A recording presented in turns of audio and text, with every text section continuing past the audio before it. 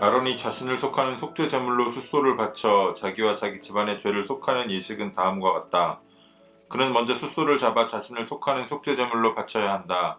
그리고 주 앞에 제단에 피어있는 숯을 향로에 가득히 담고 또 곱게 간 향기 좋은 향가루를 두 손으로 가득 떠서 휘장 안으로 가지고 들어가서 주 앞에서 향가루를 숯불에 태우고 그 향 타는 연기가 증거궤 위에 덮개를 가리우게 하여야 한다. 그래야만 그가 죽지 않는다. 그런 다음에 그는 숫소의 피를 얼마 받아다가 손가락으로 찍어서 덮개 너머 곧 덮개 동쪽 부분에 한번 뿌리고 손가락으로 피를 찍어서 덮개 앞에 7번 뿌려야 한다. 이어서 아론은 백성이 속죄제물로 바친 순념소를 잡아 그 피를 휘장 안으로 가지고 들어가서 숫소의 피를 뿌릴 때와 마찬가지로 덮개 너머와 덮개 앞에 뿌려야 한다. 이렇게 하여 그는 성소를 성결하게 하여야 한다. 이스라엘 자손이 부정을 탔고 그들이 온갖 죄를 지었으므로 성소마저 부정을 탔기 때문이다. 그는 같은 방법으로 회막도 성결하게 하여야 한다. 부정탄 백성이 드나들어서 회막도 부정을 탔기 때문이다. 아론이 자기와 자기 집안과 이스라엘 온 회중의 죄를 속하려고 성소 안으로 들어가서 예식을 올리는 동안에는 아무도 회막 안에 있어서는 안 된다. 성소 안에서 치르는 예식이 끝나면 아론은 주 앞에 있는 제단으로 나아가서 그 제단을 성결하게 하는 예식을 올리고 잡은 숫소의 피와 순념소의 피를 받아다가 제단 뿔에 돌아가면서 발라야 한다. 그리고 그는 그 피를 자기 손가락으로 찍어 제단 위에 7번 뿌려서 부정하게 된 이스라엘 자손 때문에 같이 부정하게 된 제단을 정하게 하고 거룩하게 하여야 한다. 이렇게 하여 아론은 성소와 회막과 제단을 성결하게 하는 예식을 마치게 된다. 다음에 아론은 살려둔 순념소를 끌고 와서 살아있는 그 순념소의 머리 위에 두 손을 얹고 이스라엘 자손이 저지른 온갖 악행과 온갖 반역행위와 온갖 죄를 다 자백하고 나서 그 모든 죄를 순념소의 머리에 씌운다. 그런 다음에 기다리고 있는 사람의 손에 맡겨 그 순념소를 빈들로 내보내야 한다. 그 순념소는 이스라엘 자손의 온갖 죄를 짊어지고 황무지로 나간다. 이렇게 아론은 그 순념소를 빈들로 내보낸다. 아멘. 3월 29일 화요일 오늘의 매일 성경 본문 말씀은 레위기 16장 11절로 22절까지의 말씀입니다. 어제 말씀드린 것처럼 오늘의 말씀은 우리가 어제 읽은 본문에서 아주 간략하게 설명되었던 대속제일의 제사 규례, 그 과정을 조금 더 자세하게 설명하고 있는 말씀입니다. 먼저 대제사장은 자신과 자신의 집을 위해서 속죄제를 드려야 합니다. 하나님께서 정하신 대로 대제사장 아론은 숫송아지를 하나님 앞에 드려야 했습니다. 이 제물의 피를 지성소에 뿌림으로써 그 지성소를 정결하게 합니다. 이제 아론이 자신의 속죄제를 마치면 이제 백성들의 속죄제가 이어지게 됩니다.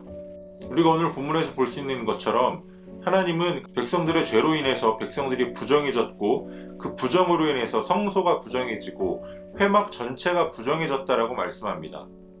그래서 아론은 이제 백성들의 속죄를 위해서 다시 한번 속죄제를 드리게 되는데 이때 드려지는 제물이 바로 염소입니다.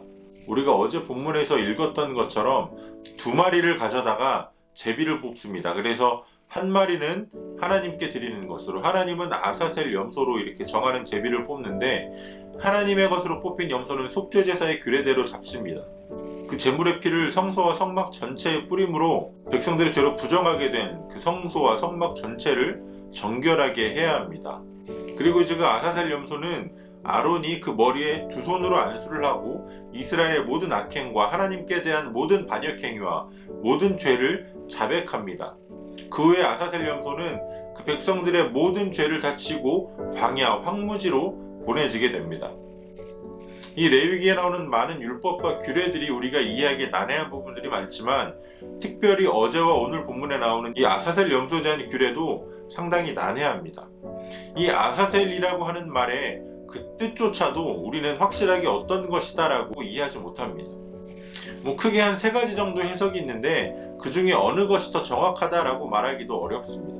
오늘 본문에서도 우리가 주목해야 할 것은 아사셀이 어떤 의미이냐, 아사셀 염소는 왜 죽이지 않고 광야로 내보내느냐, 이러한 것이 아니라 대속죄일에 하나님께서 이스라엘 백성들에게 요구하신 것은 바로 정결과 축출이라는 점입니다. 대속죄일에 이 모든 제사의 과정을 주관해야 하는 아론, 대제사장도 먼저 자신과 자신의 집을 위한 속죄제를 드림으로써 자신을 정결하게 해야 했습니다. 그리고 그 후에야 백성을 위한 제사를 드릴 수 있었습니다. 그리고 아론은 아사셀 염소에게 이스라엘 회중의 모든 죄를 지우고 황무지로 내보냅니다. 모든 죄와 모든 더러운 것, 모든 가증한 것을 이스라엘로부터 축출해내는 겁니다. 그런데 그 과정 가운데에 반드시 선행되어야 하는 것이 바로 죄에 대한 자백입니다. 죄를 자백하려면 자신의 본 모습, 자신의 민낯을 마주해야만 합니다. 아무리 부끄러워도, 아무리 수치스러워도 자신의 민낯을 마주하고 그것을 자백함으로써 자신의 죄를 스스로 인정해야 합니다. 우리 회개에 빠져서는 안 되는 부분이 바로 이 부분입니다. 힘든 과정이지만 그것을 통해서 우리의 모든 죄가 정결케 되어지는 은혜의 복음이 선포되어지는 겁니다.